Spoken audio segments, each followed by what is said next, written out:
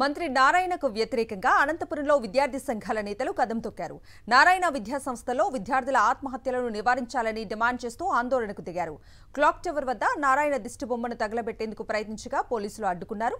దీంతో నారాయణ దిష్టిబొమ్మను చెప్పులతో కొట్టి నిరసన వ్యక్తం చేశారు. 2 రోజుల క్రితం నారాయణ జూనియర్ కళాశాలలో చరణ్ అనే ఇంటర్ విద్యార్థి ఆత్మహత్య చేసుకున్నాడు.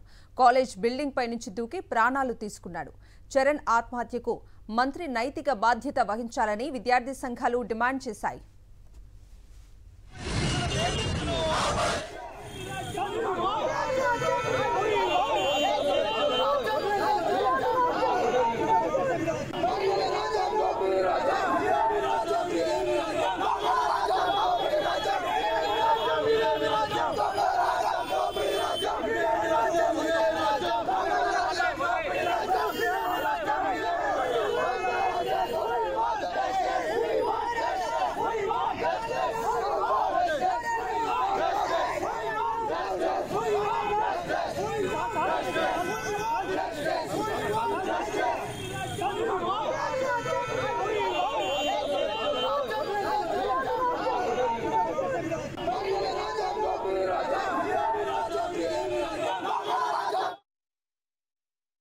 మరి ఈరోజు రాష్ట్ర వ్యాప్తంగా దేశవ్యాప్తంగా నారాయణ విద్యా సమస్యలు ఉన్నాయి.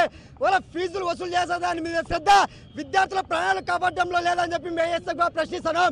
ఇవాళ తక్షణమే ఇవాళ కొన్ని వందల మంది చనిపోయిన విద్యార్థులు మరి మొన్నటి రోజున చనిపోయినట్టు చరణ్ అనే మరణానికి నైతిక బాధ్యత వహిస్తూ మరి తక్షణమే మంత్రి నారాయణ రాజీనామా చేయాలని చెప్పేసి ఈరోజు ఐక్య విద్యార్థి సంఘాల ఆధ్వర్యంలో మంత్రి నారాయణ దిష్టిబొమ్మ దహన కార్యక్రమం చేపడితే అనంతపురం నగరంలో ఇవాళ పోలీసులు ముందస్తుగా ఆ దిష్టిబొమ్మను దహనం చేయకుండా అడ్డుకోవడం జరిగింది. ఇవాళ విద్యార్థుల ప్రాణాలు పోయి విద్యార్థుల ప్రాణాలు ఫీజుల రూపంలో చనిపోయినటువంటి వ్యక్తి ఏమో ఏసీల రూములలో కూర్చొని ఉంటా ఉన్నారు.